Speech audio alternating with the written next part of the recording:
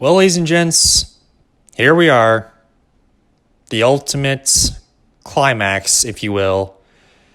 The last real sitcom-esque episode of this show. And I know some people are cheering for it and some people are crying about it. I'm crying about it, folks. I'm sorry. I love the sitcoms. And I don't know, man. It's really kind of sad for me. Anyway, guys, welcome to WandaVision episode 7 reaction review. And lo and behold, this is a obvious Modern Family ripoff. I mean, there's nothing else. Not to say that I hate Modern Family, because I actually do quite enjoy it. But this is basically it. This is all... it's not early 2010s or 2010s in general without Modern Family. And that's it. It's Modern Family. It's nothing but Modern Family. I mean, people say it's kind of like The Office as well, but no, it's not. It's all Modern Family. Modern Family had the exact same thing as The Office, except theirs was more like a documentary based on just a regular family and the modernness of that family, if you will. And yep, here we are. Modern Family, that's it. And you know what occurred to me after making that other previous episode review was the fact that they completely skipped the 90s. I mean, there was... people were making a sort of comment on the fact that it might be late 90s to early 2000s with Malcolm in the Middle, but Malcolm in the Middle was like created and released in 2000. So no, it's not a late 1990s show. It's a 2000 show. And I didn't see anyone else saying, or I didn't see anything else 90s wise in that show. All I saw was like 2000s. But still a great episode. I'm just saying it's not 90s. It's early 2000s. So my two real big things about this whole show in general is the fact that they tried to pass off the 1950s type of sitcom as being the Dick Van Dyke Show when it was actually made in the 60s. And they did not make a 1990s sitcom episode, which I'm kind of like, what? Why didn't you do that? Could have been so much more, and yet not so much. You're kind of like jumping all over the place, which is not a real complaint. It's just, I kind of wish they kind of had a 90s episode. I kind of wish they had a real 1950s episode instead of Dick Van Dyke, but it's whatever. It's not a real complaint about the overall quality of the show. It's just, I wish they kind of did that, but whatever. So this is basically mid to late 2010s with Modern Family, basically, and Wanda wants a break from the kids because her powers are kind of going out of the whack.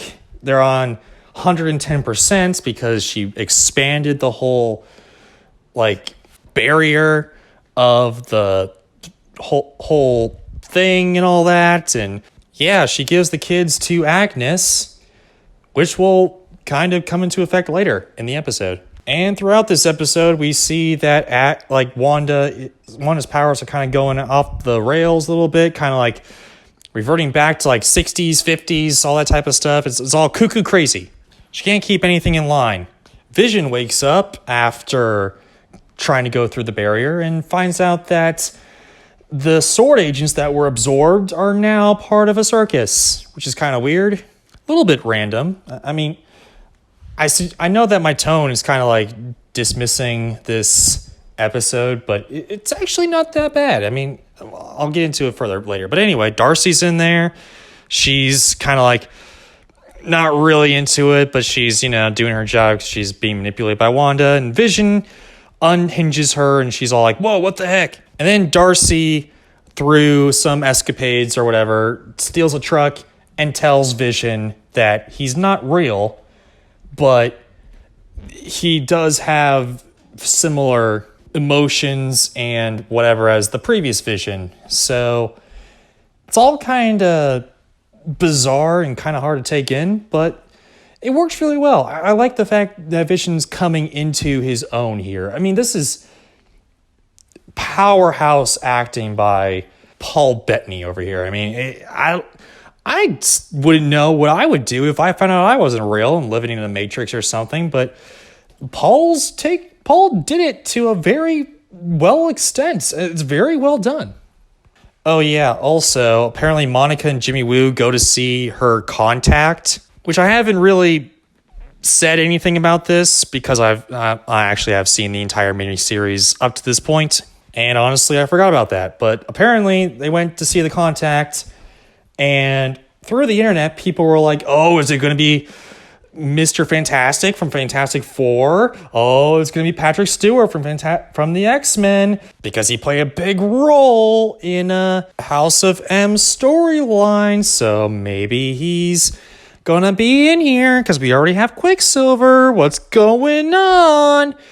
And turns out it's just a random soldier that we've yet to hear about and yet to hear anything about since. That's why I didn't really talk about that all that much, because I really didn't care. It's nothing. It's absolutely nothing. And it's one of the bad points of this episode was the fact that it just, I know it's subverting expectations. They were building her up, and then all of a sudden it's just this random general, and I'm just like, yo, the heck?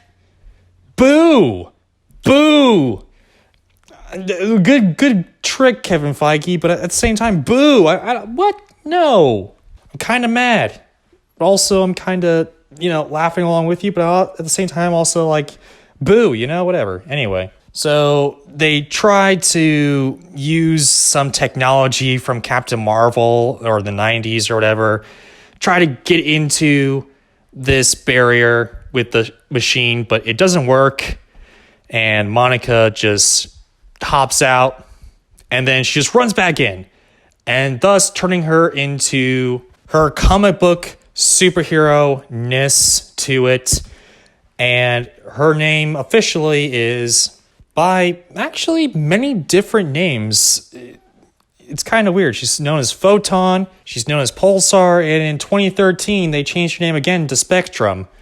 But also she was Captain Marvel when, for a while, I guess the real Captain Marvel was gone. She took up the mantle of Captain Marvel. So I don't know. I mean, whatever. I honestly don't know what her name is, but I'm going to call her Spectrum because Spectrum is kind of a little bit more awesome in my opinion. So one of the best of her names. So, whatever. Spectrum.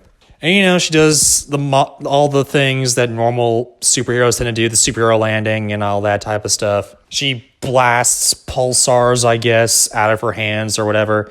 Tries to talk to Wanda, try to reason with Wanda after just, going through a powerful energy field, finding out she has powers, and all of a sudden she's just like, okay, cool, let's do it. Which I'll get into later. But anyway, they have a confrontation. Wanda and Monica kind of walk their separate ways or whatever after Wanda kind of hurts her. Agnes comes in to swoop in and help Wanda out, and she's just like, yo, Monica, get out of here. Then Agnes tells her to go get the kids, that they're in the basement. Wanda goes into the basement, finds a lair with the Necronomicon. Agnes strings her up with magic. Then lo and behold, we find out that she's Agnetha Harkness, a.k.a. the Purple Witch. And she's been pulling strings behind Wanda's back the entire time. How she basically created Quicksilver, and in which he is not part of the real X-Men and just manipulated Wanda and all that type of stuff. And how she killed the dog Sparky, which got the biggest outcry. And I gotta say, Catherine Hahn, when she's discovered, she's just having a ball right here. I mean, holy crap, she's just fantastic. She is just playing up the cheese factor to the greatest extent, and I love it. Great job, Catherine. And yeah, those are the main likes of this episode. I really love the acting, of course, as per usual. The special effects were really great as well. I mean, what else do I have to say? There's two things that I really didn't quite like, But in particular, shout out to two main cast members that were just giving it their all in their performances. Paul Bettany figuring out, he's not real. Fantastic job. And Catherine Hahn, of course, again, fantastic job. But two things that I really didn't like about this episode, and here they are. Number one, I didn't really like the fact that Monica just, had powers and she didn't rest. Really? She was just like, okay, got powers. Let's do this. I don't know. I wish she would just take a minute to breathe and be like, oh, shoot, I got powers, yo. But no, she's just like, okay, well, let's do it. Which I guess is acceptable enough with her character. But at the same time, if I had powers, I'd probably take a minute to be like, yo, I got powers. What the heck? What are the ramifications of this? Should I stop and take a breath? What the heck should I do? But no, she's just like, all right, got powers. Let's do this. Also, I didn't really like the fact that they were building up the general, and it turns out it's just a regular old general, not really anyone to take note of. And again, I told everyone what my opinion was about that. I like it in theory, didn't like it in practice, I guess. But overall, pretty decent episode. Not the best one that I ever saw. Like, again, I think the Malcolm in the Middle episode was by far the best, and a slow, second tier level was Dick Van Dyke episode and the Bewitched episodes. They were really good as well, but that's just me. But there's another type of thing that I'm a little bit interested in. It's the fact that there is a Necronomicon in this show, and there was a Necronomicon in Agents of S.H.I.E.L.D., and they don't look similar at all. One on Agents of S.H.I.E.L.D. has huge lettering on it, and this one doesn't. So, and I know Kevin Feige didn't really like Agents of S.H.I.E.L.D., so maybe he's retconning Agents of S.H.I.E.L.D., I guess. I don't know. Who knows? That by itself is kind of interesting, because is Agents of S.H.I.E.L.D. part of the MCU anymore, or what's going on there? I don't know.